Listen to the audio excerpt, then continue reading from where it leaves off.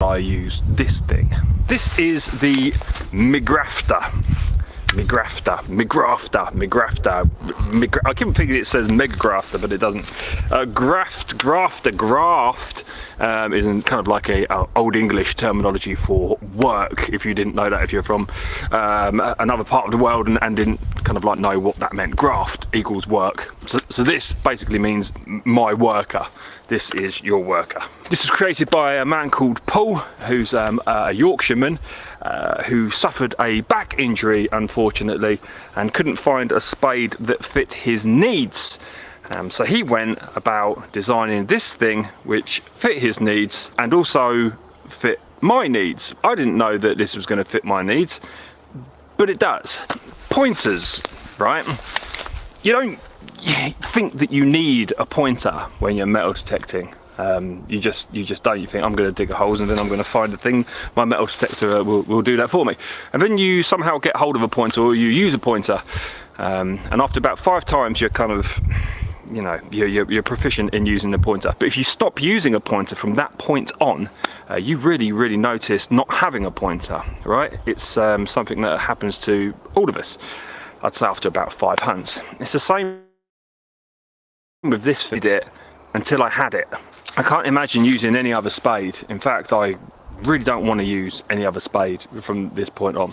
This is perfection.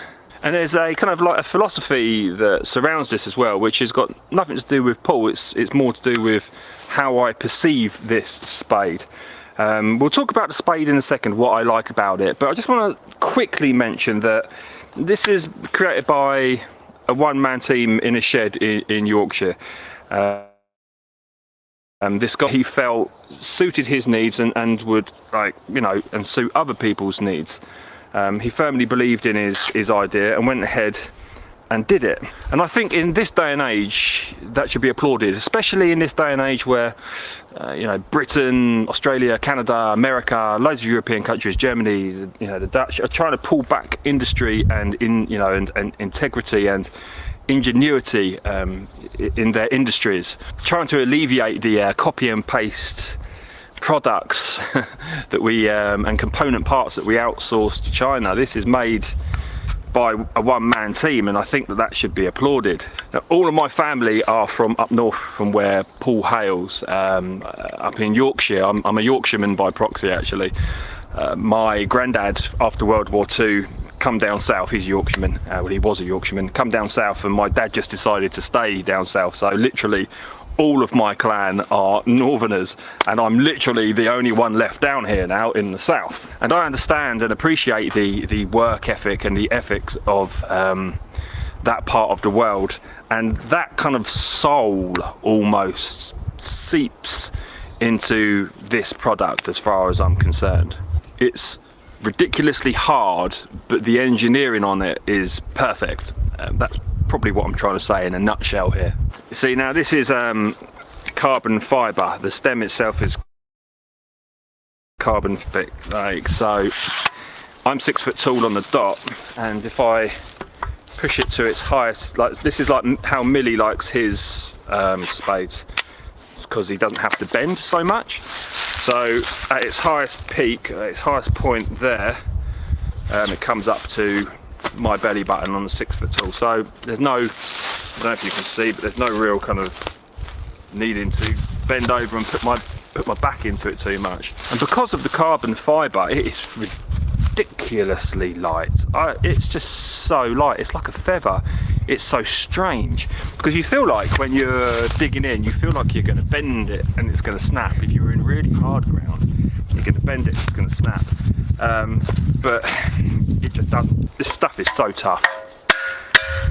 It just doesn't break. Just doesn't break. So this is obviously painted. It's a stainless steel, I believe. What I'd really like, I had to take out a small tree, a friend's small tree, and I love these serrated edges here, so I could be able to cut through the roots and then dig, and then cut through the root and dig. Now, if you are interested in woods metal detecting, then that's going to be perfect for you. One thing I don't appreciate about woods metal detecting is roots. This solves that. Cut, cut, cut, dig, cut, cut, cut, dig. It has these stands. Some people don't appreciate the stands. I really appreciate the stands. If you look at the bend of that as well, if you don't have that bend and you have stands, you do have a chance of kind of like slipping and injuring yourself. What I most appreciate about these, it's got these like tough Velcro bits here, but also if you use a conventional spade that you buy from a garden centre, for example, the corners of those spades tend to be quite sharp. So I've lost about 3 or 4 pairs of boots just by constantly digging down and the corners digging up into my boot. That's not going to happen here. And it's just going back to like the engineering of it as well. It's very strange because you put your foot down like that and it's just, I don't put any effort into the blooming thing. It digs itself almost. It's a very, very strange experience for a spade. But going down to its shortest, it goes down to, I would say, again, I'm 6 foot, so it just goes up above my crown jewels. All right, so it's just above there. And of course, you can split this into 2 parts if you are on the move. Let's just quickly do that. There you go, just like that. And that's pretty much it. I mean, I can show you videos of me digging with it, but I'm digging. You can't really get that point across on camera. You know, you can only experience that yourself. This is nice and sharp. Again, it's just absolute perfection, and I can't imagine using anything else, and I kind of like rue the day that I might have to, although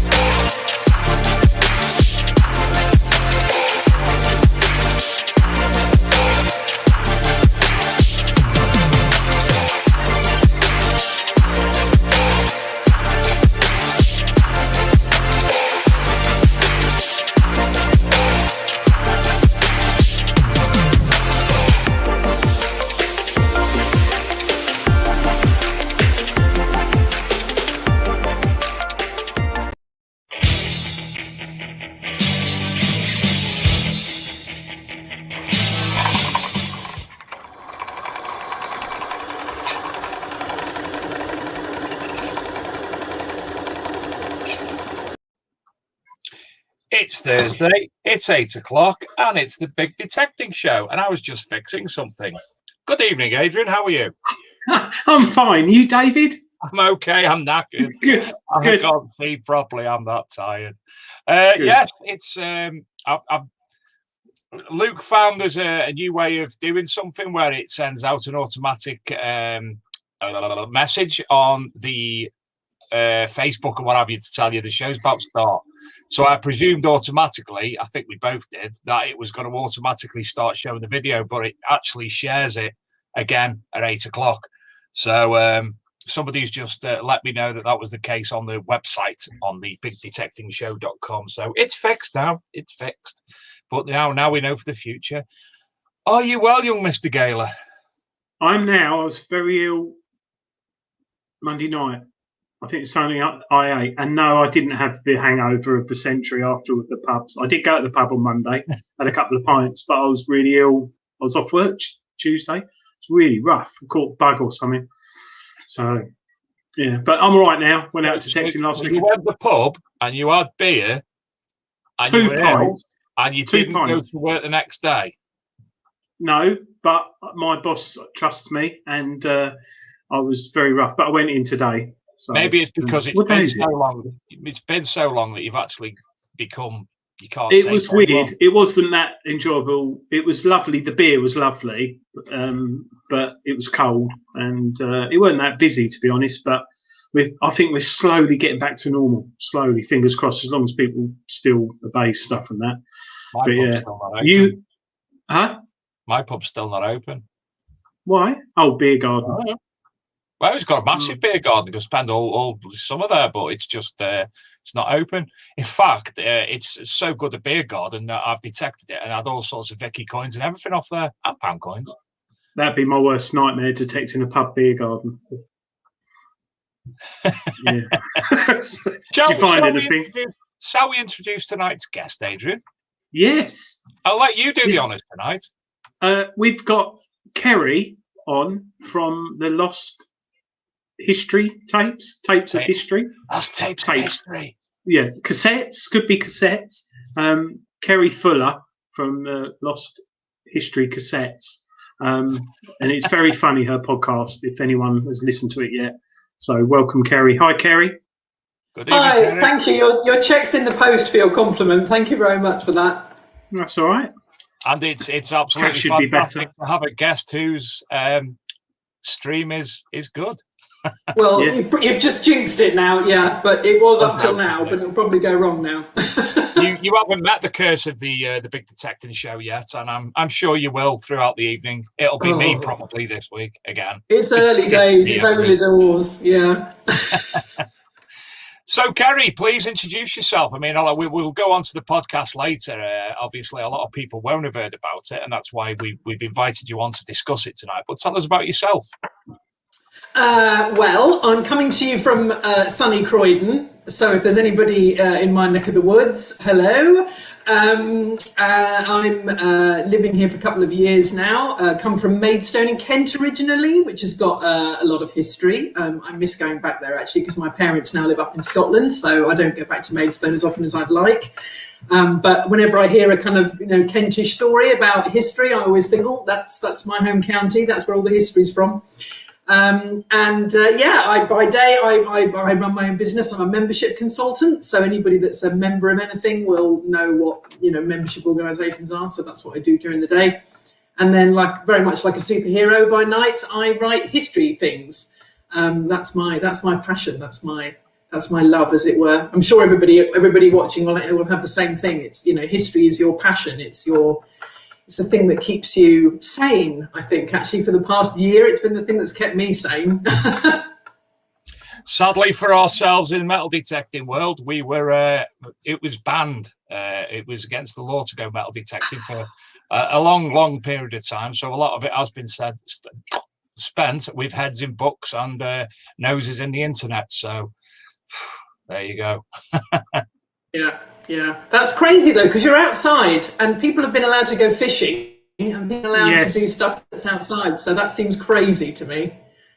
Yes, it's very mental. much so. It was really frustrating, especially when I used to drive to work and there was a fishing lake near my work, and I'd regularly see 3-4 people get out of the same car and go fishing. And I thought, I could be in the middle of a field with my friend in the middle of nowhere, meeting up with him, detecting, causing no harm. But we all abided by the law. But we're allowed out now under certain rules and regulations, so everyone's sort of a bit happy. So all good stuff. How? Just a quick question. Dave? You've probably got loads of questions, and I'm probably going to ask one before you. What on earth made you think of creating a podcast with this title?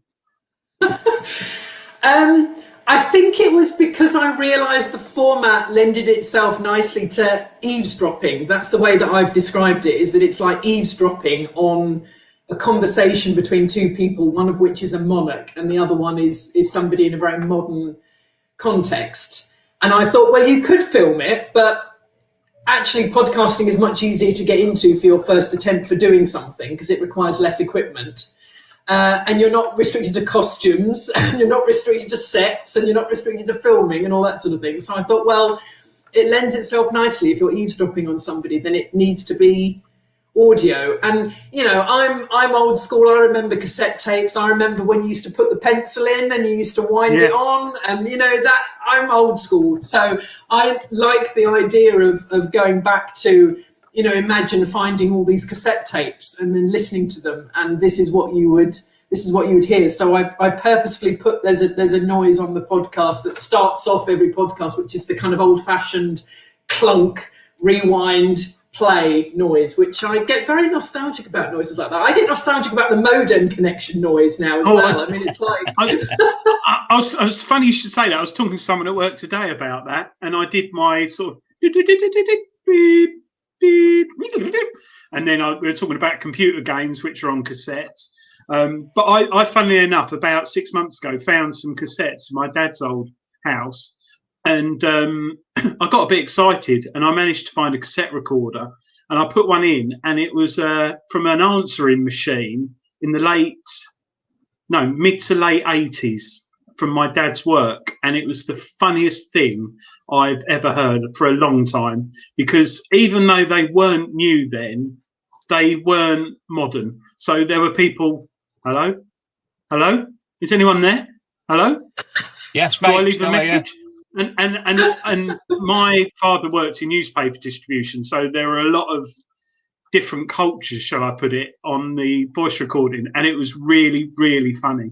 And I've still got it. I WhatsApped it to my brother, and I thought, we've forgotten all this technology, because I loved cassettes and videos as well. They were great, and at times it's great syncing your phone up to your car, but it's a bit frustrating. A cassette, I still think to this day, was a lot easier to fast forward and rewind than and the romanticness of when you met somebody and you put a mixed tape together. A mixed playlist on Spotify just doesn't cut it. It just doesn't cut it, does it?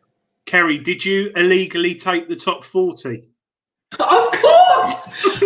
And then the trick was you had to press pause whenever the announcer would start to come in, and then you'd always get it wrong because they always talk over the music. You think, oh shit, I'm going to have to rewind that bit and start again. Yeah. And now we have Adamant. Adrian, tea's ready. It's sort of my mum shouting from the other room, but it's something. Sorry, totally going off on your podcast. But that's an interesting. So, what you just thought? Oh, I'll do a podcast on these things you've got in history. Did you write it all yourself, or?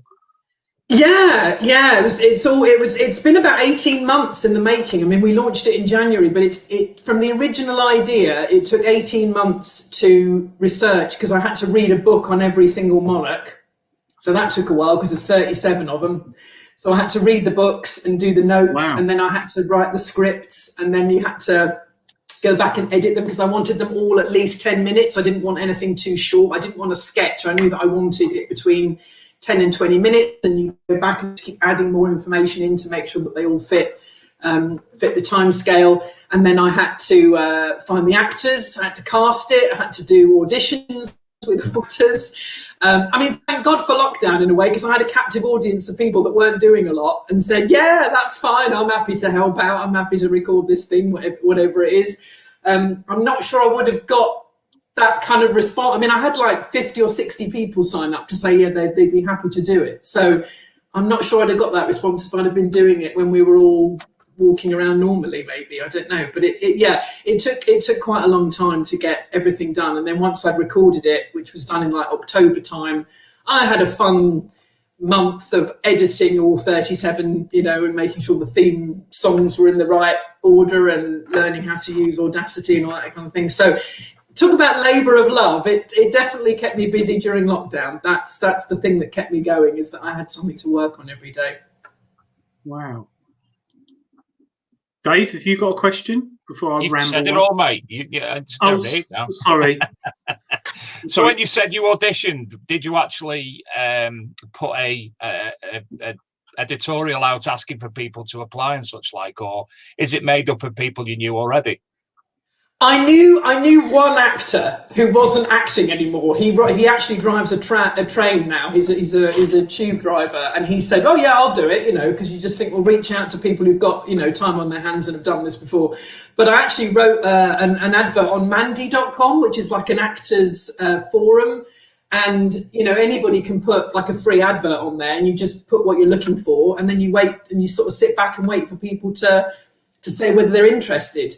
And I made the very foolish thing of saying anybody that wants an audition can get one, because I just thought I'm not in a position to turn people away, so I will give every single person an audition. So I had 70 hours of time where I had to slot in auditions with everybody and recorded them doing little bits. And then I had the momentous task of slotting in all the roles and working out who was going to play what. And it was very difficult to get people who could do a French accent, because the first 10 kings I gave French accents to, so that you'd know they were born in France. That's the cheats thing. If you listen to the podcast, whatever accent the monarch has, that's where they were born. So that's an easy way to remember their culture.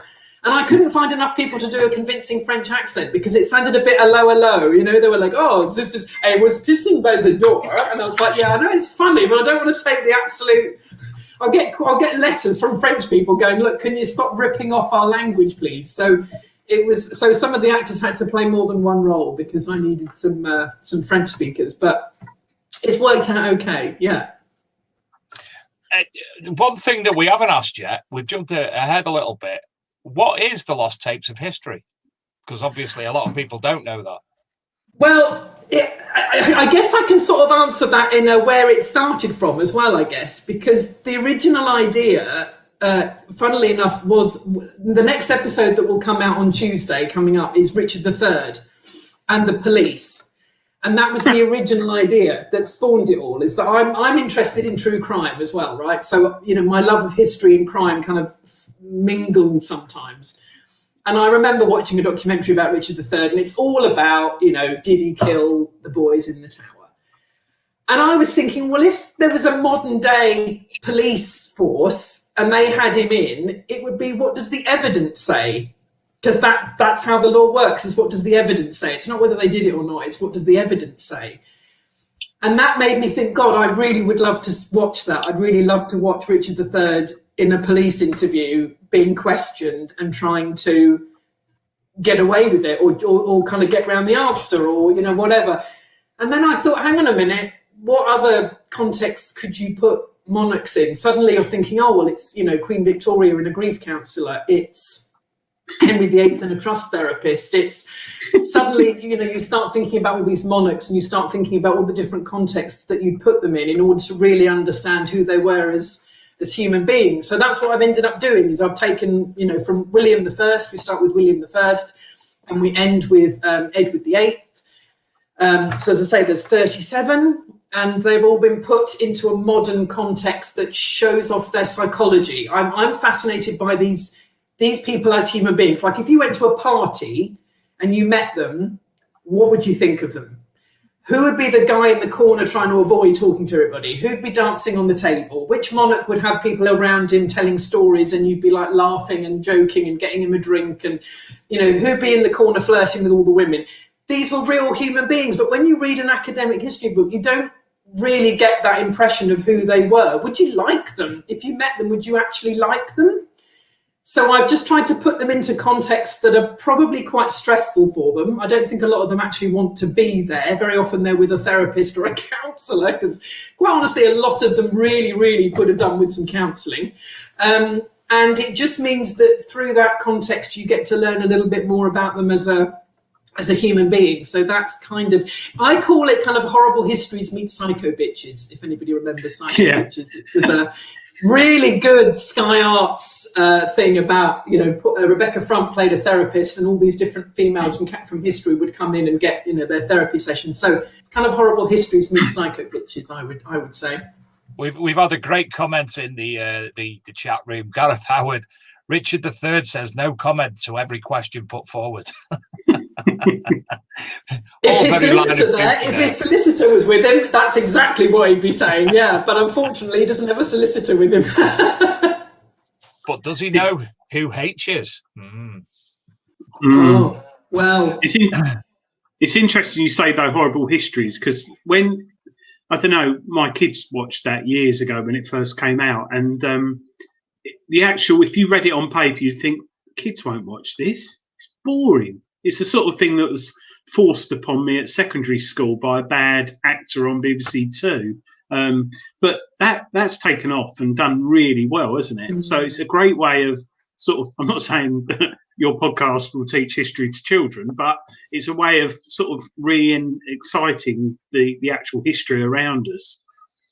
It's like I mean, the thing that's really amazing is how Horrible Histories has a massive adult audience. It has a massive adult audience because people have watched it with their kids, or it's been on in the background and they've kind of listened to it. And I hated history at school, absolutely hated it, because the way that it was taught was incredibly dull and incredibly boring, and it was obsessed with battles and it was obsessed with political stuff. And you're thinking, yawn, come on, let's talk about something a bit more interesting. So what Horrible Histories has done is educated like a whole, adult generation that history can be really interesting, and you've just got to find an access point. You've got to find the bit that's interesting, the hook that makes people go, really? And obviously Horrible Histories, it's all about the horrible stuff that happened. That's why they know kids are going to be interested. But I just think that's a great attitude. If you can find the fun stuff in learning, it stops being learning, it starts being interesting, and you just get so much more swept up in the passion of it when you can laugh, really. Because actually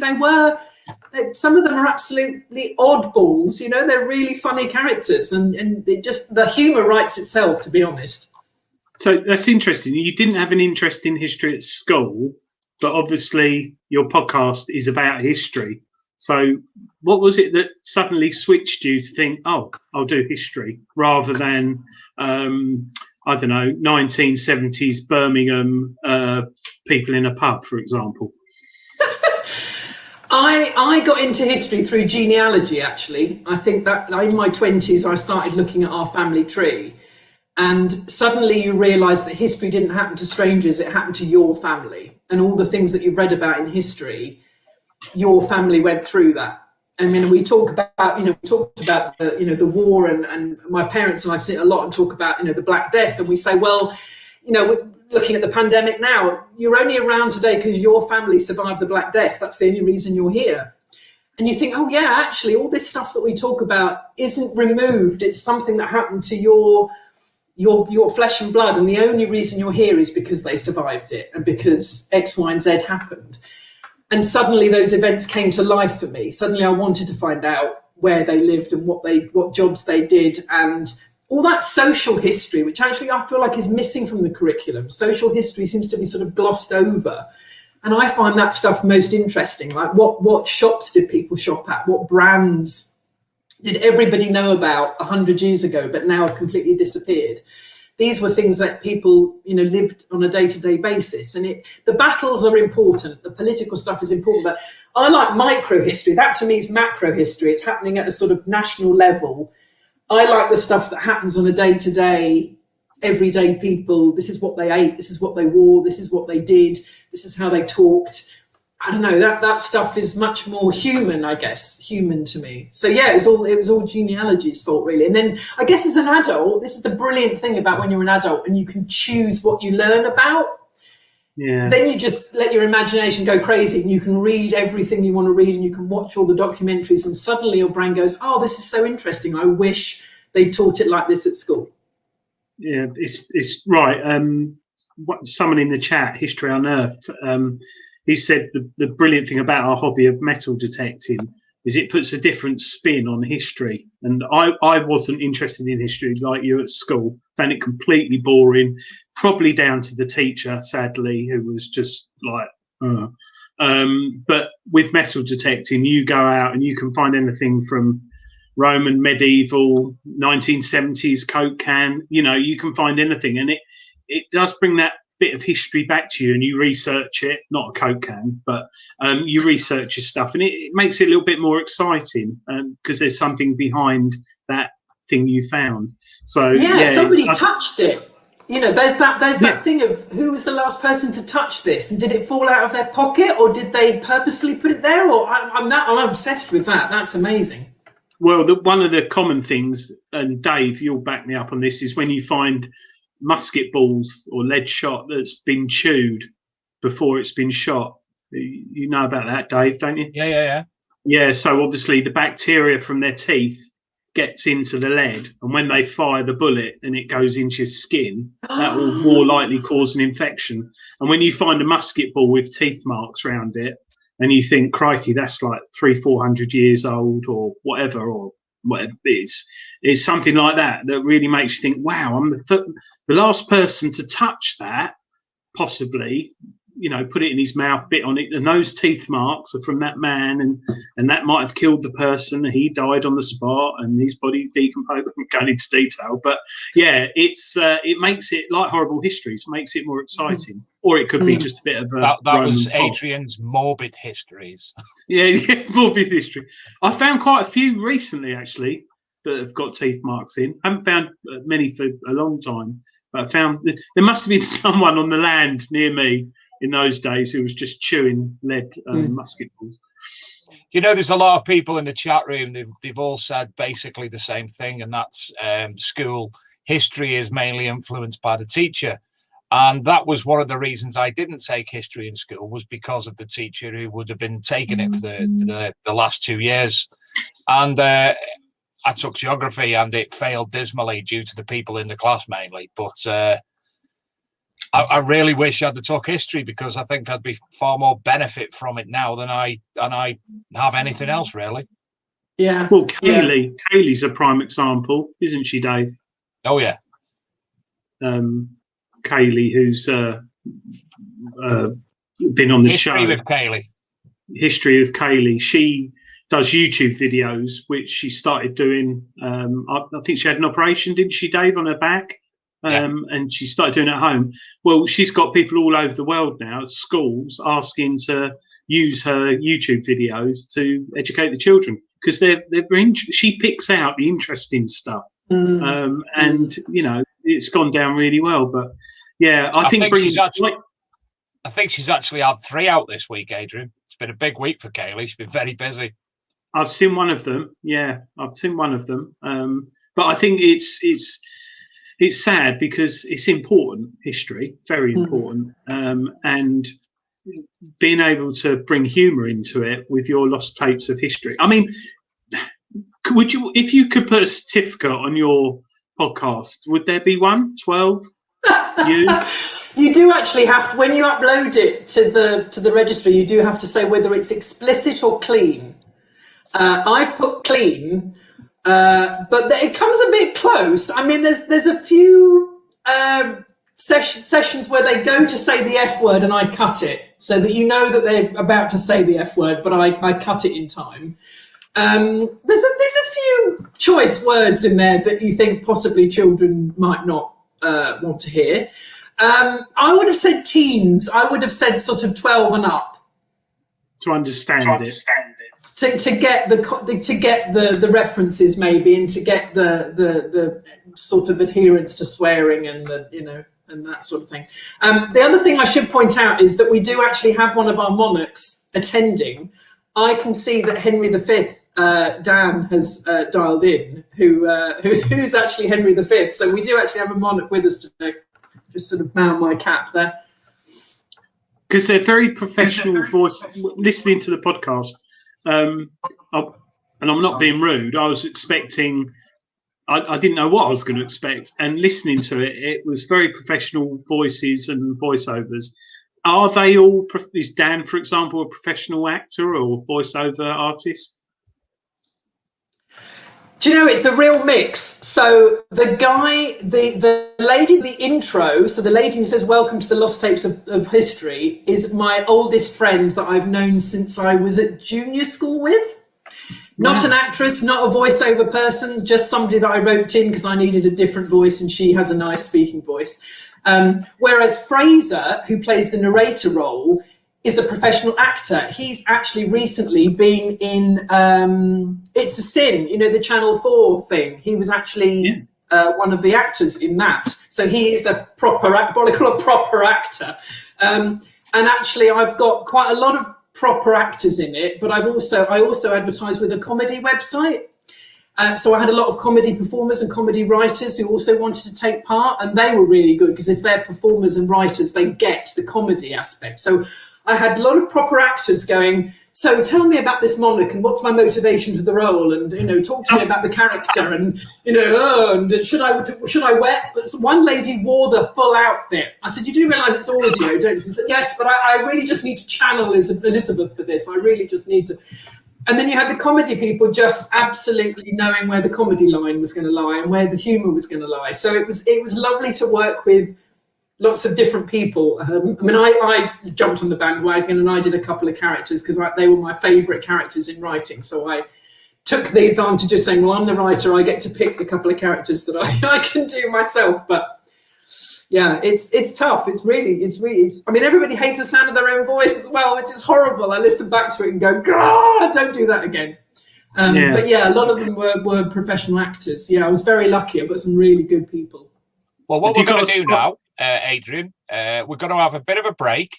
And what we're going to do, instead of doing what we normally do, we're going to play one of the Lost Tapes of History episodes. And we'll be playing Richard II, the tarot reader, because I like it. So we might cut it a bit short because it's 14 minutes or so. We might give you the first 5 minutes or so just as an introduction. But you can find... people are asking where you find it. Just have a Google for the Lost Tapes of History. You'll find the website, and then you'll find also links to the different streaming sites. But if you also, obviously, if you've got the Archaeology and Metal Detective magazine app on Android or Google. You got it, Adrian? Then you can go onto there, and we publish weekly the weekly episode on its own page, as you will see momentarily when I share the screen, which I am doing now. And I'm sharing the audio because I remembered. So if you give me one moment to do that, Mr. Higgins will bring it up for you, and we will see the episode I was on about. So there you go. Lost Tapes of History on the Archaeology and Metal Detective magazine website, excuse me, and here we go.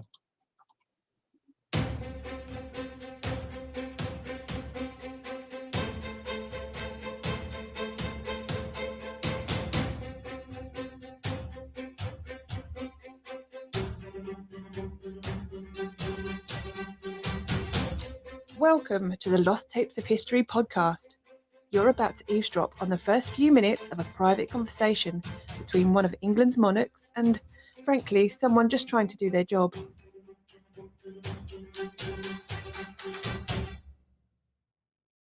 The date is September 1394.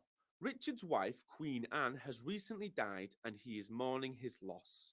He is worried about the future and goes to a tarot reader to shed some light on what he should do next. Well, he shouldn't have gone today. The moon is in reverse.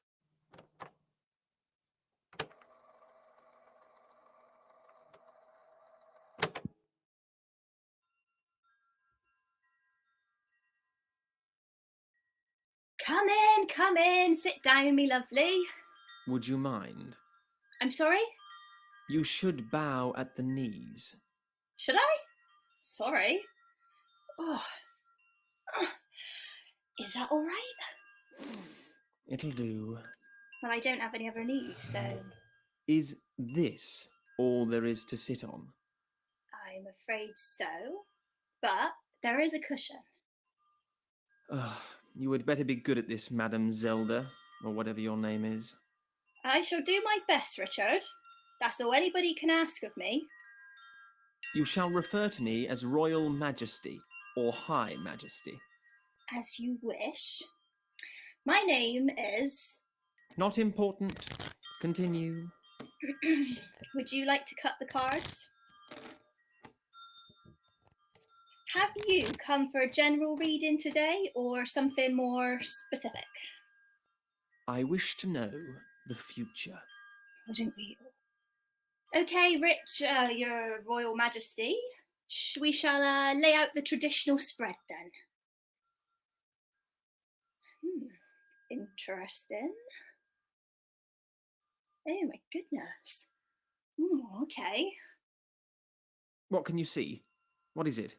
Well, let's start with the past. We have the Knight of Wands, a man of action, adventure, and fearlessness. Who might that be? That's my father, the Black Prince. He died when I was a boy. How do you know he was a fearless adventurer then? I've been told. Next card. Okay, sorry. The Emperor card. An older man of authority and control. Who's that? That's my grandfather, Edward III. Good. Now we have the Ten of Wands. This signifies a time of accomplishment, but it carries a responsibility or burden. What might that refer to? My coronation. I was only 10 years old. Oh, that's very young. My grandfather and father were both dead. It was a time of celebration, but I remember feeling as though it wasn't right. My father should have been standing there. I'm glad he wasn't. There's not much room at the front of the Abbey. Don't be glib. Let's move on. The Six of Pentacles reversed. Power and domination. The opposite of giving and charity, so taken from others. What does that mean? The poll tax? Oh yeah, I remember that. 1 shilling per head, wasn't it? 3 times higher than before. Yes, but we did withdraw it. Eventually. Next card. The Ace of Wands. A creative endeavour that requires a lot of willpower and inspiration. But I don't do anything creative. I don't think it's something you directly produced. It's something quite revolutionary. Wycliffe's Bible. I am fighting the damn book and all it stands for. It makes no difference to me. I can't read. Why doesn't that surprise me? What's the last card? The Hierophant reversed. This usually means a rebellion of some kind. What does that mean to you? The rebels. Can you be more specific? I met the rebels at Mile End and agreed to everything they wanted. Good for the rebels then. I said they could hunt down all the traitors and bring them to me for justice. I think I know how this ends. I didn't need to gaze into a crystal ball either. They killed everyone. We had to take refuge at the wardrobe in Blackfriars. You hid in a wardrobe? I didn't hide, and it wasn't a wardrobe. But you just said... Can we focus on my incredible bravery here? You're what? I met Tyler again at Smithfield. I told them to go home, but one of my party stabbed him. Ah. The rebels realized something was wrong. Ah. They were about to attack when I led my horse amongst them and told them I was their leader now and that they should listen to me. And it worked. Don't sound so incredulous. Sorry. Stupid man. I did tell him, but he didn't listen. I said, you come in here shouting, death to all lawyers. I mean, I agreed with that, but I didn't say so. Try not to spit on the cards.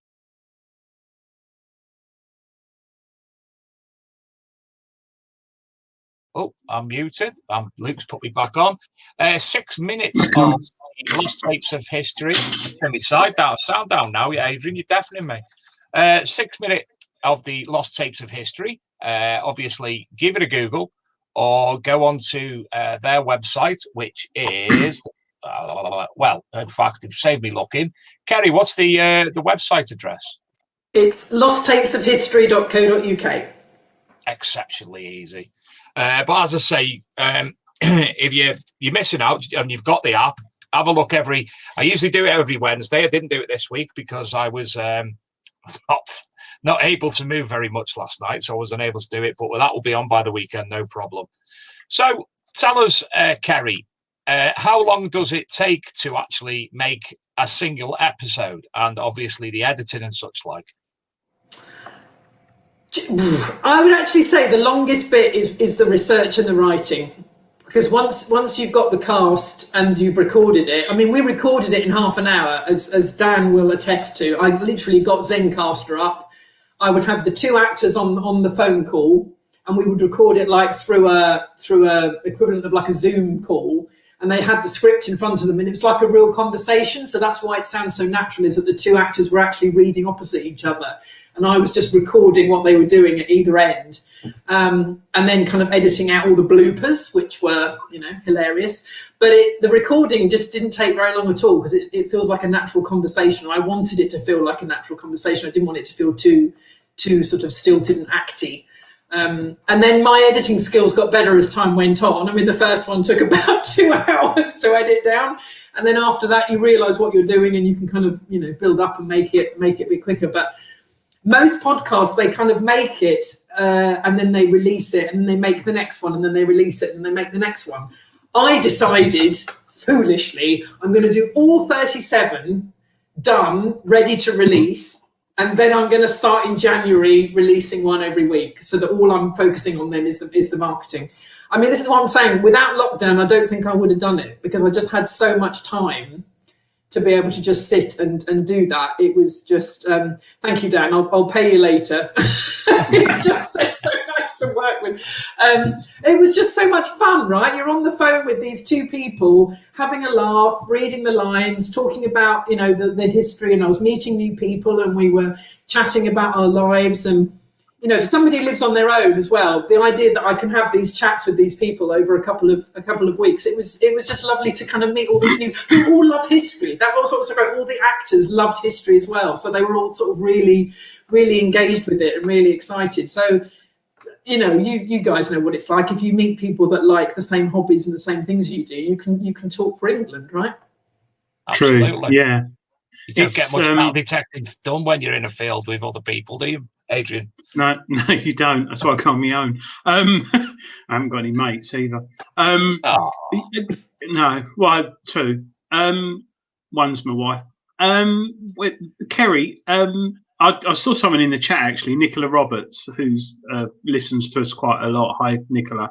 She won a metal detector the other week in one of our prize draws, but she said she's never listened to a podcast, and I can honestly say I drive to work every day. I have been in the last couple of weeks, not before then, but get a podcast on, listen to your podcast, because driving in the car, radio at the moment is rubbish. It's probably my age, because I listen to Radio 1 now, and I just think, what on earth is all, I won't say it, but it's all junk.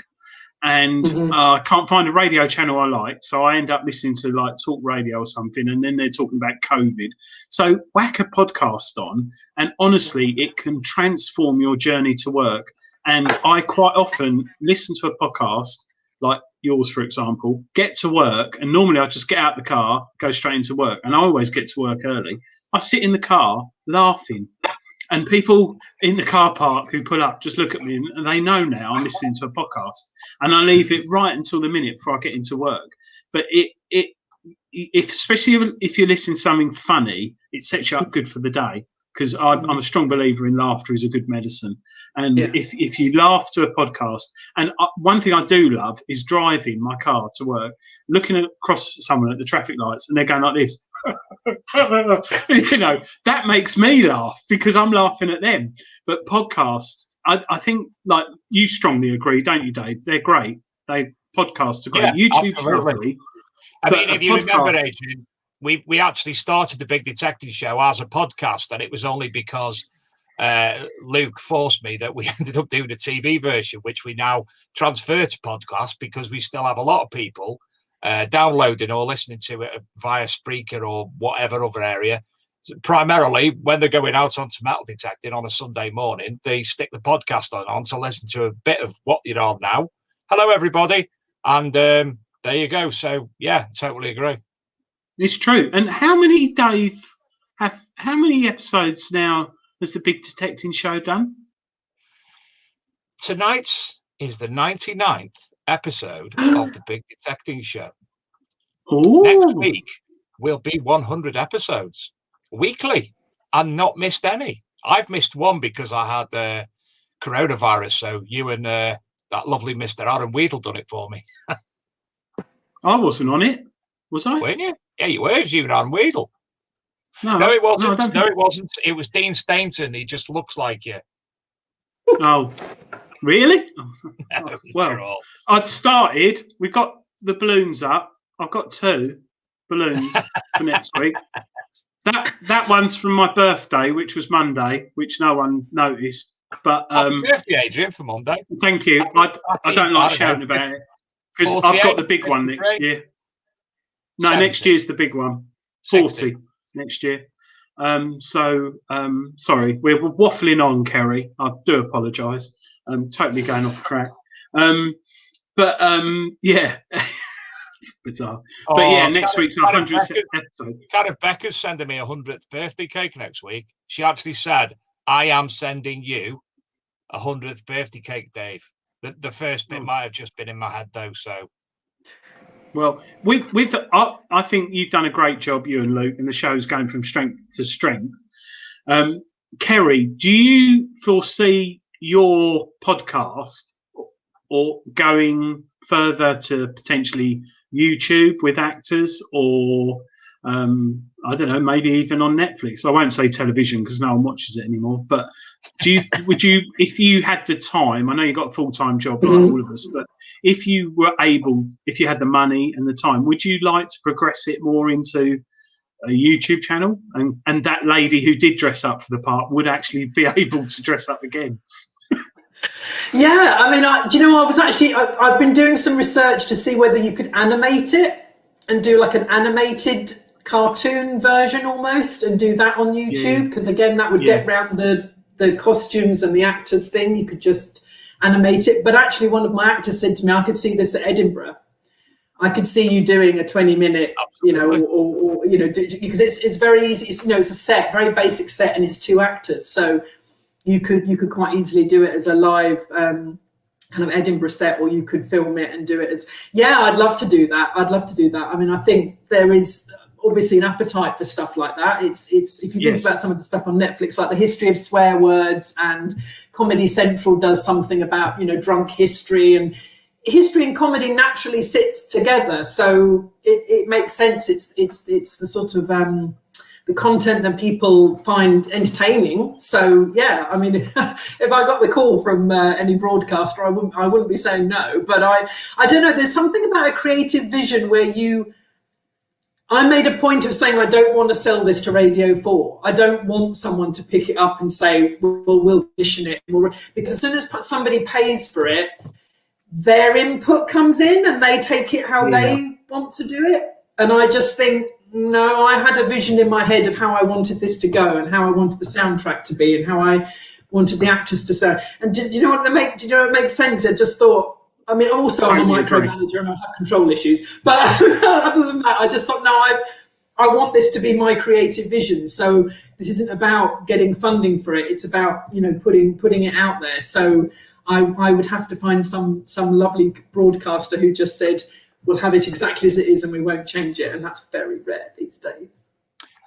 Luke in the ethers just messaged me to say that you should get a couple of actors in and live stream via the big show. Live stream theatre. There you go. Oh, that'd be good. Yeah, I've also actually just saying to is it Rob who said, is Kerrie going to Detectival because he wants to interview me for his podcast in a camper van? That sounds fantastic. I'm up for that, Rob. That'd be very good on the stage, Dave, wouldn't it? It would be a Detectival, yes. Karen, get on it. Karen Becker. Detectival, obviously, you may not know, Kerrie, is the biggest event in the country. It's been going for about the past 4 or 5 years now, which is basically a festival, but for metal detecting. So you've got all your stalls there, all your different sellers, nighttime entertainment, and a big stage, which we're allegedly, maybe, potentially going live from this year. I think that's for the bingo. That's not a problem. I could do bingo. I know some of them. 2 little ducks, something or other, 22, maybe. Politically correct bingo. You couldn't let me do that then, could you? No. Especially next to a beer wagon. Yeah. It's a really good, because of COVID, it all went a bit pear-shaped last year. We didn't have one, but I could see that Kerrie and someone dressed up, or people dressed up, it would go down quite well, actually. It'd be quite funny. And also you could probably be a bit more open on your language with adults there. So I'm probably going to get in trouble saying that. What about, Karen's just sort of give me an idea. Drunken Histories, post 9 o'clock, drunken big detecting show at Detectival. I'd struggle with that, Dave, I think. Why? Because you'll be asleep like that because you're old? No, I'd obviously not drinking much. I don't really like alcohol. So I'd probably just bow out of that one, mate. That's a go then, Karen. Yeah, it sounds very, very good. I just laugh. That would go completely wrong. That would go completely wrong. That really, really would completely. Kerrie, you've said you've got 37 episodes. What happens after episode 37? Well, I'm actually doing research for season 2 as we speak. And it's got to be sort of more of the same thing. Well, the trouble is, once you've done all the monarchs, what do? You know, I've sort of made a rod for my own back, and I thought, oh damn, what am I going to do now? So you can go to all the Anglo-Saxon kings, and you can go to Viking lords. It's difficult to get because you need enough research, you need enough stuff to the facts to put in. So what I've decided is I'm gonna because obviously everybody had the same job title, it was all monarchs. So what I've decided is it's going to be lots of different job titles, but one time period, whereas before it was across time periods. So it's going to be the Tudor period, and it's going to be all personalities from the Tudor period. So we've got Sir Francis Drake with a health and safety officer. We've got, you can just see it, can't you? Somebody coming on and going, well, you know, does that rope absolutely have to be there, or can you just get it off? You know, it's just lends itself. So they're all going to have a sort of modern job title person opposite them, so that you get that kind of lovely interplay between a historical character and then you know, a job title of probably a Jobsworth.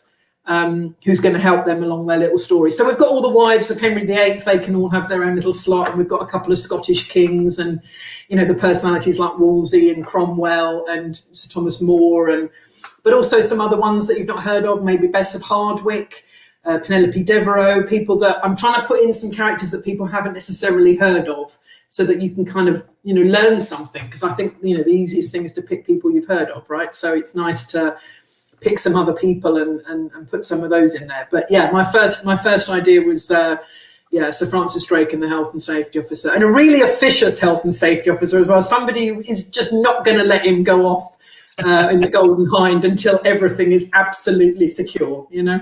Luke's actually sending me some other bits and bobs in. He said dictators, everybody loves a dictator. I can see Pol Pot and the potting shed, and Roman emperors as well. He's throwing that into you as well. So I think Karen, seasons and seasons. Karen's just said something really interesting. They do have reenactment groups there, and Kerrie could give them some scripts, and that would be really funny. That would be comedy reenactment with real reenactment people. That would be really, really good. That's a good call, Karen. Yeah, really good call. Oh yeah, I like that.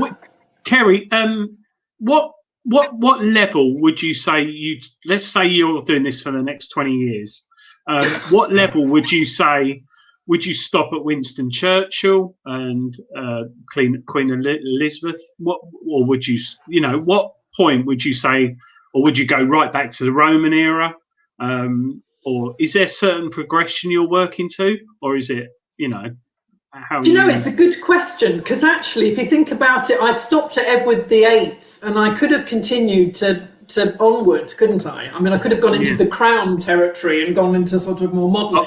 And that's the thing. I just thought that if I go into the Queen's father, that feels a little bit too recent. And so I avoided him, and I thought, well, let's end on Edward VIII. Let's end on a monarch that's got some you know, some character, and we'll end there. So I think maybe it's about ending it when it's sort of not so much living history, but you're not going to offend anybody, because I'm aware that these are, you know, people's living relatives in some cases. And so I think it's easy to go further back. So I'm much more happy to go back into Roman times than to go into recent history. It's a good point, actually. But Nigel Gallimore has just put in the chat, Guy Fawkes. And that is one which makes me laugh. Every year we cause mayhem and trouble and waste loads of money by blowing up the skies. And I'd love to wonder what Guy Fawkes, if I could talk to him today, would think of it all. I think that would be a really good one, Guy Fawkes. But one of the things you mentioned, people still alive today or related to distant relations. I think one of the saddest things going forward from the last 10, 15 years is everything's recorded now. It's all on YouTube, it's all on Netflix, it's all on the internet. So what you're doing now potentially won't be possible in the future, because people will say, well, no, he didn't look like that, or he didn't sound like that. So it's things are going to change beyond my lifetime. And it's going to be potentially quite sad, I think, because in our heads, when I'm metal detecting, I find a Roman coin and I sort of picture possibly who dropped that. It's probably totally wrong, but in my head, there's no real evidence to trace that back. Whereas in 2094, they'll be able to, the chip in their head will create a hologram in front of them, the actual person who probably dropped that mobile phone. Do you know what I mean? That's me, proper deep thinking. Deep thinking. No, but it's true, because actually, if you think about acting, when you cast somebody, they have to look how you imagine that monarch to look, right? I mean, Henry VIII is a great example. You have to cast someone who physically resembles what you think he looks like. It's much harder when you're casting people for their voice, because you really don't know what they sounded like. So I can look at portraits and say, yeah, well, Henry V looked like that, or Henry VI looked like that, but we don't have a clue what they really kind of sounded like. So I had to really sit and think about the character of the monarch and think, but what would their voice like? Would they be very shy? Would they be very loud? Would they be very quiet? Would they be very dominant? Would they be very arrogant? You know, and would they be very smarmy? Would they have a more natural accent? I mean, it's why, you know, Edward III in the podcast is played by a Cockney, because I said to him, Del Boy. He's pitching a business idea. He should be Del Boy, because that's the kind of thing that I want somebody to kind of remember him as. So I think it's actually harder to kind of cast a voice than it is to cast somebody physically. It's much, much harder. And actually what was great was that Dan, who played Henry V, completely got the character of Henry and said, I need to be quite nervy, I need to be quite nervous, and kind of, whereas the therapist is going to talk quite slowly and quite calmly, I'm going to be very nervy and very kind of, and it was brilliant. I mean, he got across the character in the voice, and that's much harder to do, I think. So you said you did some voices in the podcasts. Where does that come from? Did you like drama at school, or have you had like an acting career? Or I did a bit of stand-up in my 20s. I thought, when you do that thing where you think, oh, well, I could give that a go. I think I'm quite funny. So I did a stand-up comedy course, and then I did stand-up for one day, and then went because I can't do monologue. That's the thing I realized from stand-up, is I can't just stand and talk. I need to have a conversation. I need to have two people talking to each other. So I then went off and wrote a comedy play, which I took to the Brighton Comedy Festival, and did that. And then the trouble is, you know, in your 20s you realize, oh God, this is going to take a lot of work, and I have a day job, and the day job is the thing that's paying the money. And you get that point where you think, now you've either got to commit to this or you've got to go and do the day job properly. And I chose the day job. So I went off and did the day job for 15 years. And then the trouble with creativity is I think it kind of sits there in the back of your head going, come on, come on, come on, come on. You could do something. You could do something. And you keep going, no, shush, shush, shush. And then you get to kind of, 40 a couple of years ago, and I went, I've got nothing to lose now, because I have a career that brings the money in, and I can do this in my spare time, and I can enjoy it, and I don't need to get paid for doing it. I can do it for the love of it. That is the absolutely best position to be in, which you don't get when you're in your 20s. When you're in your 20s, you're desperately trying to get paid for what you love, and that takes quite a long time. And I hadn't got that impetus to keep going for 15 years on an absolute piddly little salary and kind of work hard. So I think I've got the best of both worlds now. It's finding a niche, isn't it? I mean, like, have you seen The Detectorists by Mackenzie Crook? I love it. I absolutely adore it. Yeah. I personally think that was a big risk by him at the time, because that could have gone one way or the other. But he obviously heavily researched it and got it down to a T, an absolute T. Simple things like when you're detecting near a footpath and you get a load of ramblers come past, and every single one, found gold yet? Found gold yet? Yeah. You've been doing this long? Do you ever find anything any good? You know, all the things we get when we're detecting, and that's why the headphones go on and you just lose it and ignore them. But that potentially could have been a bit of a flop if he'd not researched it properly. He could have annoyed lots of people in the hobby, but he didn't. And like yourself, you found, I mean, is there anyone else doing something similar to what you do? I can't find it. I can't. There's loads of history podcasts, but they're all interviews. There isn't many history podcasts that are scripted, because that's what makes mine different, is that it's scripted, and it's less than 20 minutes, so it's quite unburdensome. I always think our attention span gets less as we get older, so I think I probably got somebody for 20 minutes and that's it. So yeah, I'm sort of with you on that. I think it was very, on paper, I bet the Detectorist scripts were not great. What makes the Detectorist is the casting, which is brilliantly casted, brilliantly acted, the beautiful locations, the cinematography that makes you just want to get outside. It all has to come together. And I think Mackenzie had in his head, that's my creative vision, that's how I want it to look. And then made it so. And thank God somebody trusted him with that creative vision, because unfortunately when you try to explain to people, you can't always get it across. Sometimes you need to see it or experience it to really understand what I find it very hard to describe my own podcast. I've tried so many different sentences to describe it, and I still don't think I've cracked it, because I'm not totally sure it is the same as anything else. So the Horrible Histories meets Psycho Bitches is the best I can do to kind of get across what I think it's like other things, because I don't think there is anything else that's sort of doing that at the moment, which is great, but the trouble is there's nothing to compare it to, so it is actually quite difficult to explain it to people how it works. Yeah, it's a hard one. Kerrie, Luke's he contacts me all the way through every show with questions that he wants to ask. Excuse me. And he said he doesn't live really that far away from you, Eastbourne. I don't know how far that is from Croydon. But if you ever fancy going metal detecting, his group, he runs rallies, so open events where people can come and pay them X amount. He said, you're more than welcome to go along at some point in the future. He'll sort you out of a machine. He'll take you metal detecting there.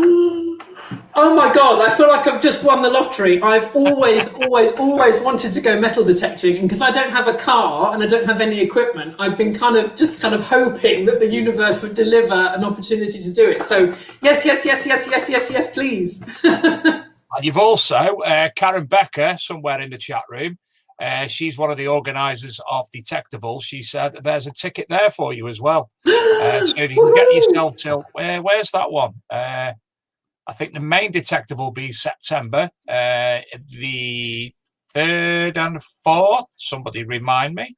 I think it is. If not, it's the 11th and 12th. And that's in Wiltshire. We'll go there and sleep in tents and cars and things. I stay in a hotel. Do you? I can't stay in a tent. This bloke with a black hat with Detector Network on it might come and get me in the middle of the night. Oh, yeah, that's a definite. Yeah, I know it is. The big bear. No, I don't. I live in Essex, Kerrie, so I'm not too far from you at all. I've got friends in Croydon. So you're more than welcome to get in touch with me, and I go detecting 2 or 3 times a week. I try at least. So you're more than welcome to come out with me as well if you're interested in the hobby. So it is something which I think I was Where thinking. Where do you live, Adrian? Sorry?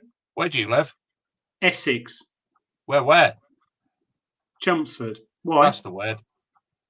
Because I'm just trying to picture things in my head. Roman town. Yeah.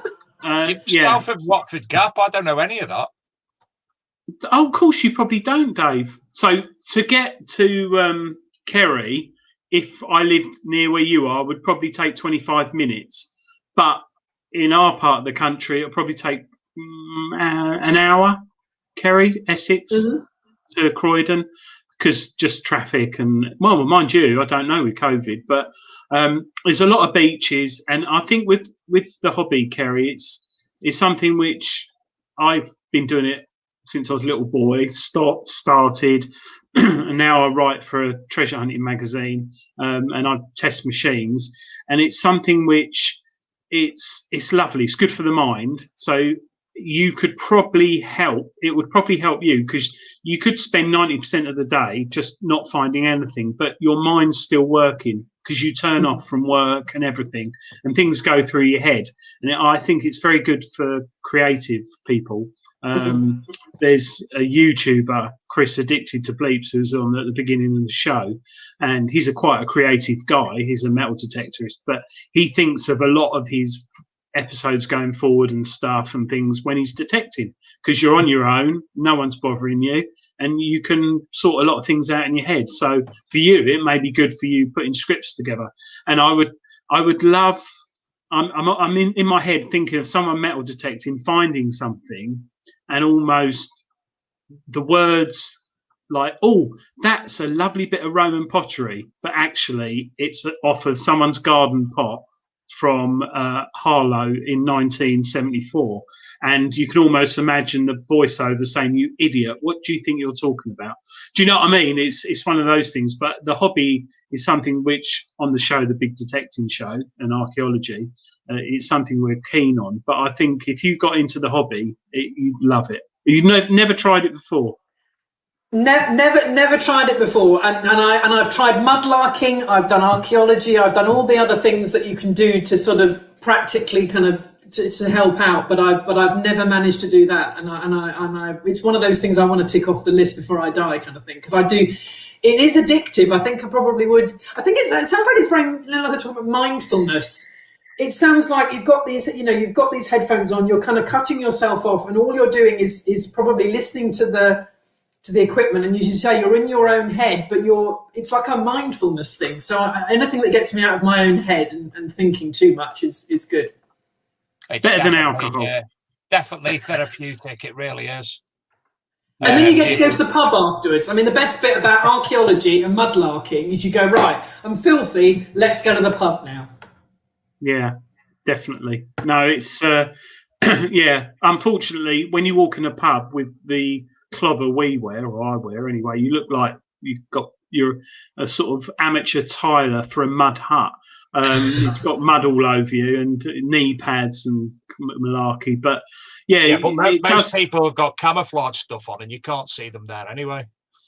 Yeah, I try to avoid the camo. I have got a bit of camo, but I try and avoid the camo. The landowner on my permission, because it's really hard, Kerrie, to find land to metal detect on. It is really hard. Like, Adrian, if you look behind you, Cy Webber on the front cover of Treasure Hunting magazine, you can't see him. No, you can't see him. No, he's where I detect, there's a lot of shooting that goes on the land, and the farmer said the last thing I want to do is shoot you. So I don't wear a high-vis vest, but we're quite visible. We're not totally camoed out, but sadly, the camo clothing is good. And it's hard wearing and waterproof, so that's why a lot of people wear it. But yeah, it's one of those things. But you could easily pick up any pretty mid-range detector and know how to use it straight away nowadays. There's a lot of good machines out there. Well, I'm sharing the screen. We'll be going over his 1 minute till the draw. So Luke will be coming on momentarily. Next week's show. It's the 100th episode of the Big Detecting Show in different formats.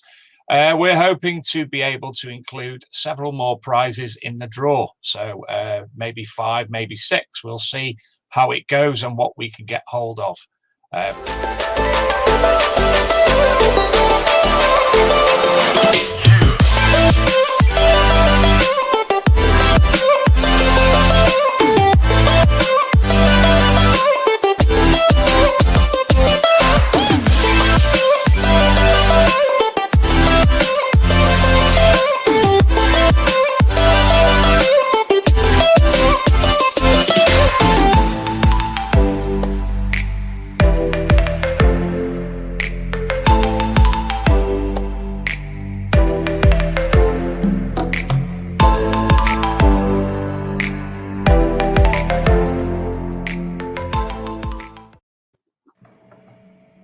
Here we go. 11 seconds to go. So, can we see this, Adrian?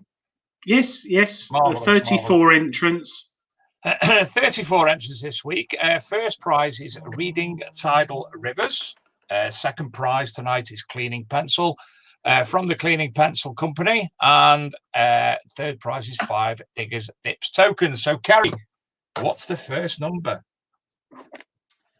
How many digits am I allowed? You've up to 34. Number 34. I'm going to go for my birthday, 27. Adrian? 12. I'm going to go 22.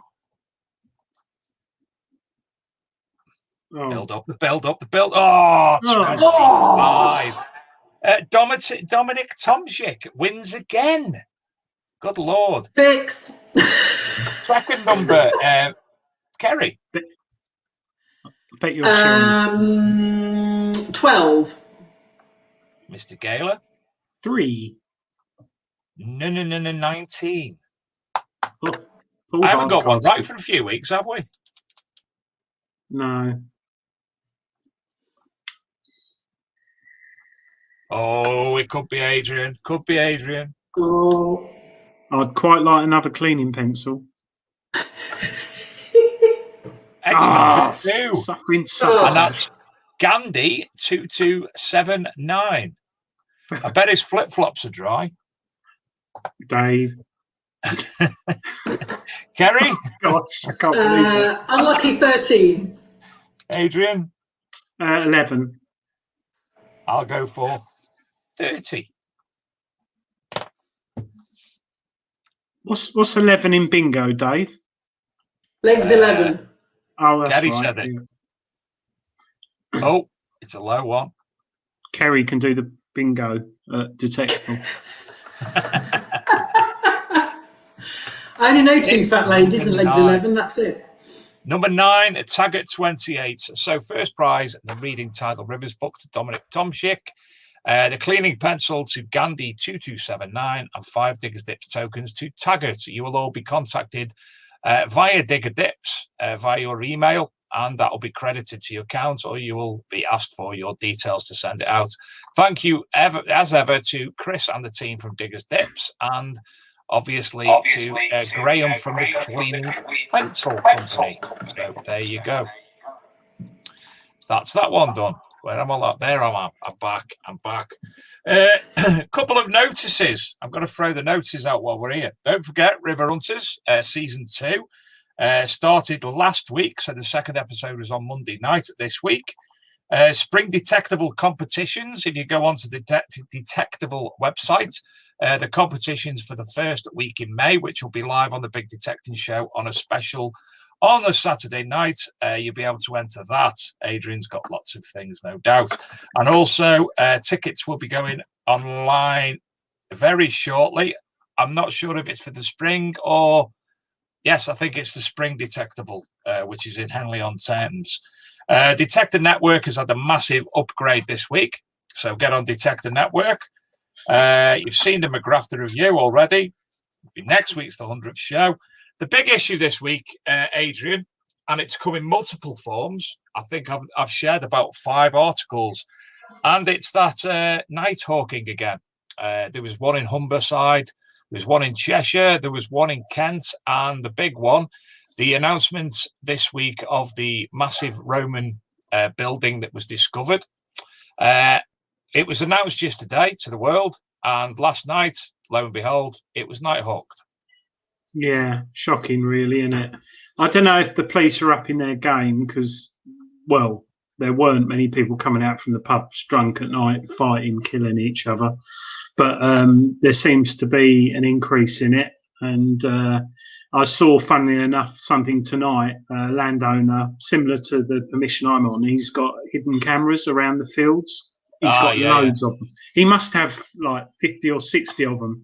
And I smile at them every time I walk past. But they're infrared, and one of them caught people detecting on a farmer's permission, and someone shared it. So it just, I think it's like fly tippers, but worse. So, you know, the more farmers can do to stop, you know, one of the good things, me and my mate, the permission we're on, the farmer likes us on there because we keep other detectorists off and fly tippers.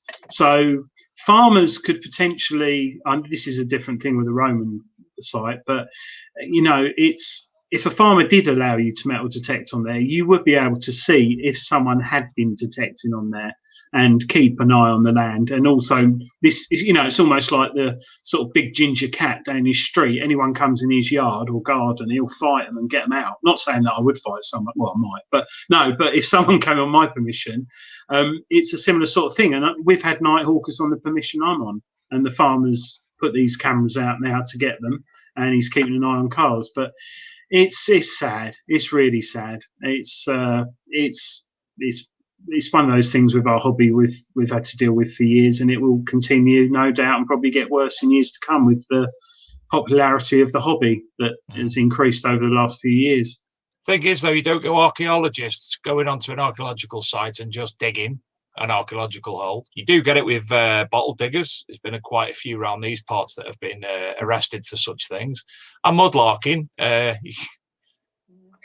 going on a river is not really legal as such. It is. No, you're right. You're right. Yeah, you've got to ask permission. Yeah. So there's all these funny things going on in the world at the moment. So yeah, it's a tricky one. It is a tricky one, but yeah, just make sure that was the parish notices section, Kerrie. Parish notices. Yeah, warnings. So, what is the next episode? As I say, I've got to put this week's episode up. What's next week's episode? What we look forward to? Well, next week is Richard III and the Police. Oh, is that the band or the police? Actually, somebody does make that joke in the narration. He says, "Oh, I love that band." Although the trouble is, he's so young, I had to explain quite a lot of the jokes to him.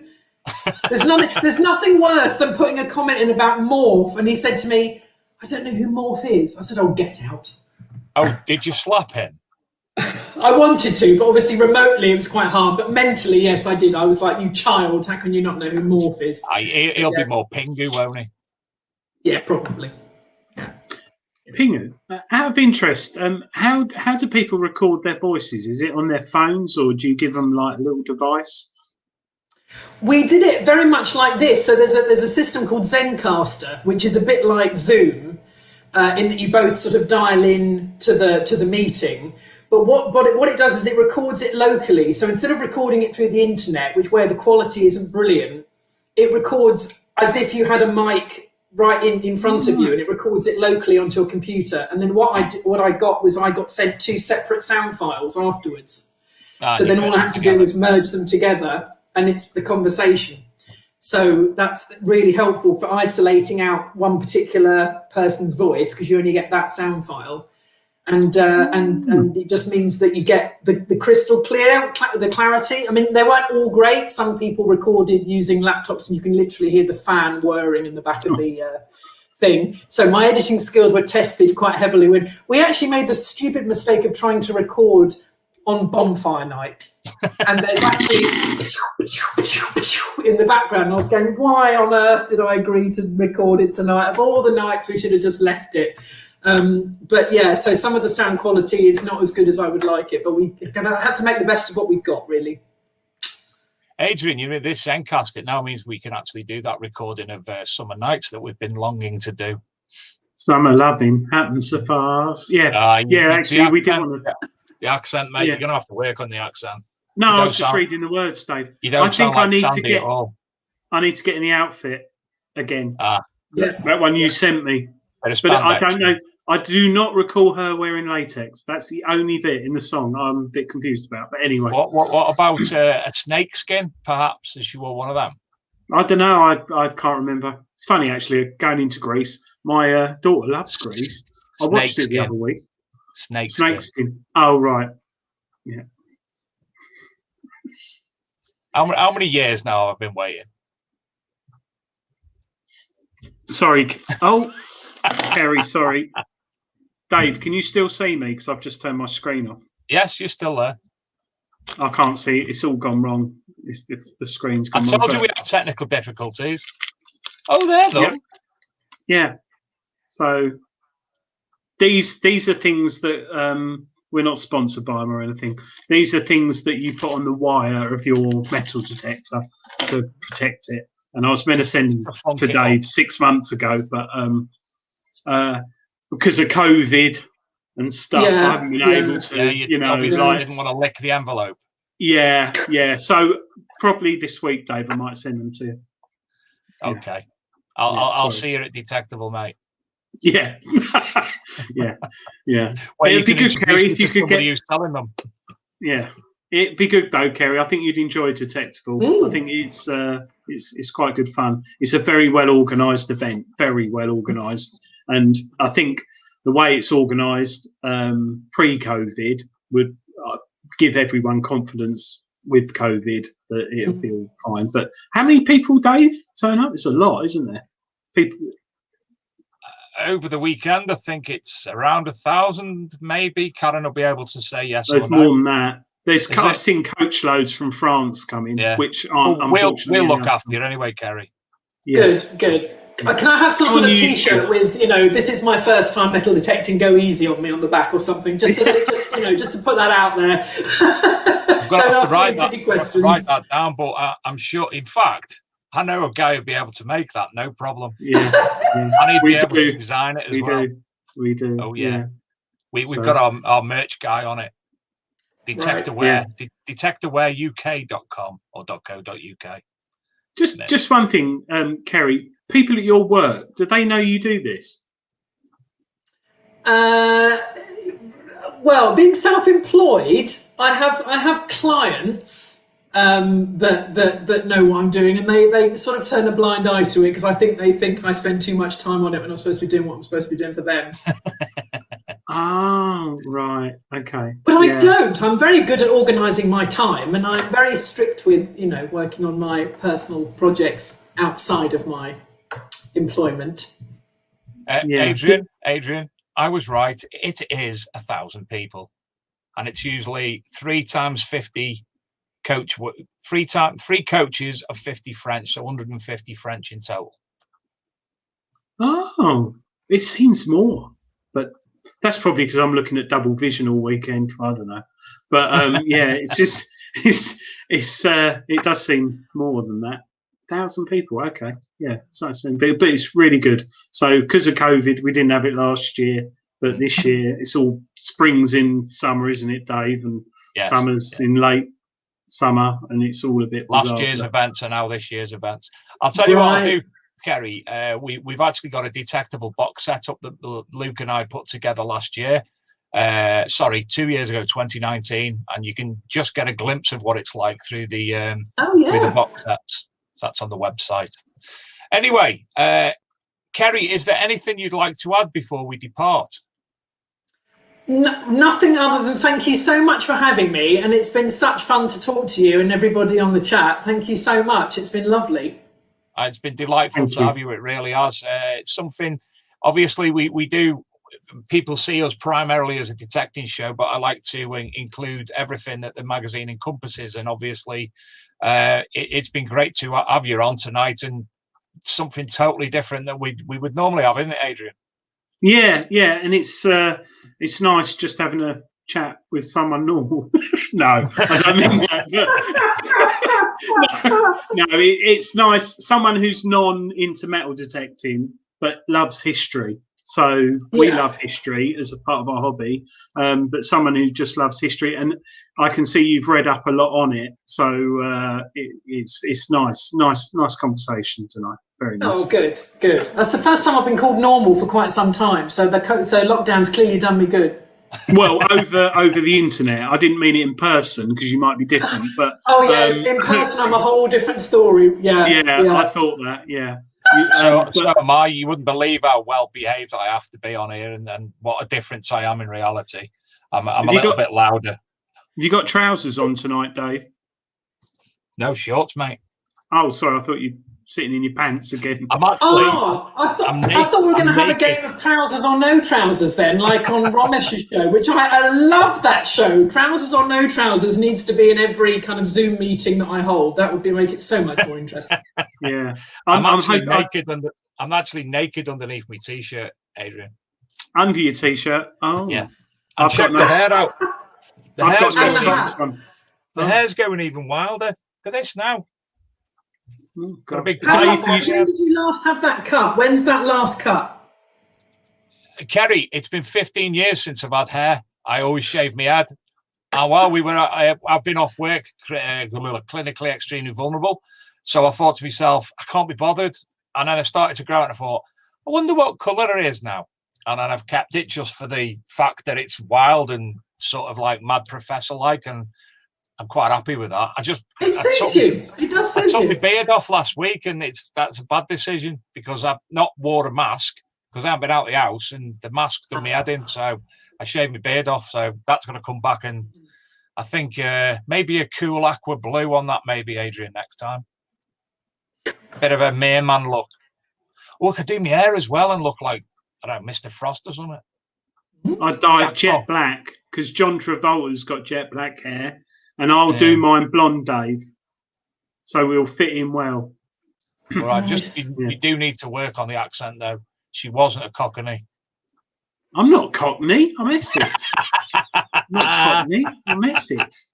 It's not an insult to Cockneys. I thought she was an Aussie. She is an Aussie. She is in real life. Yeah, real life. Yeah. She in real life. But yeah, she's Australian, I think. But yeah.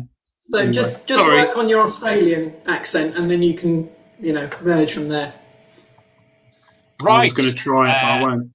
I'm just looking if there's anything else to add from the chat room, and there's nothing. So next week, being our 100th episode, we'll be joined by James Baum.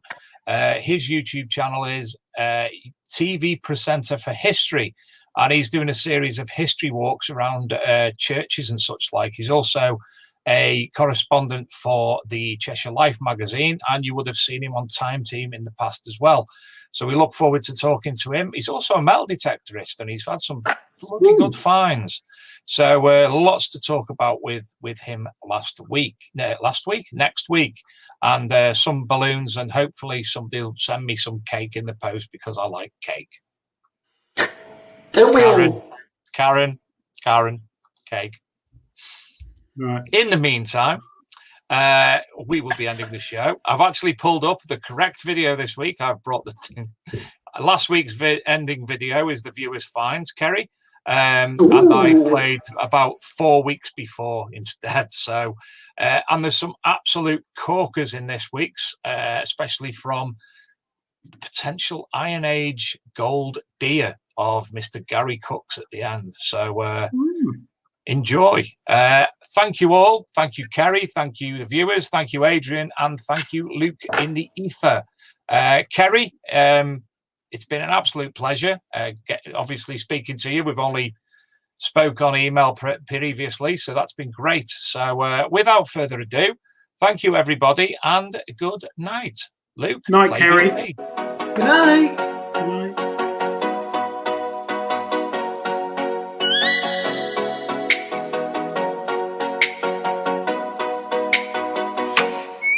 Oh, let me up with a bright smile on now. Put me in the dark, so won't get lost now. To the moonlight, eyes you, Maria right now. You look into my eyes and felt a feeling. Then nothing got it feel like a slim night. Hey, come on, closer. Now I'm waiting for you, but don't hurry, oh slowly. Oh yeah, the moon is around us. You look into my eyes, together feel so high. To make a wave,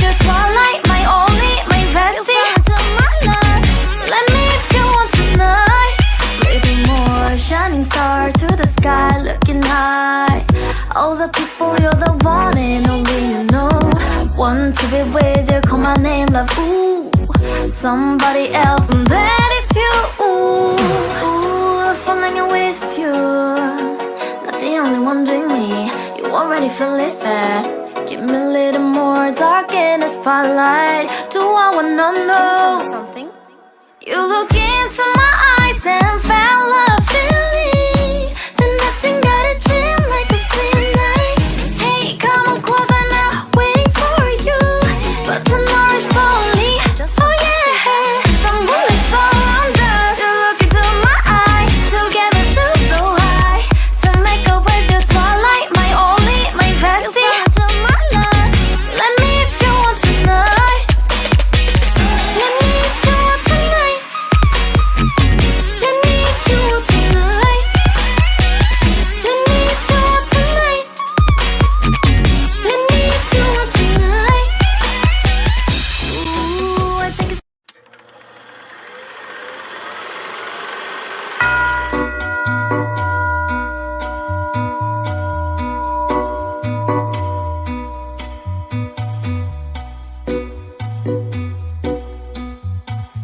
What's going on? Goals. Heavy. No Heavy. way! Kevin. No. I can't, mate. I need to wet myself.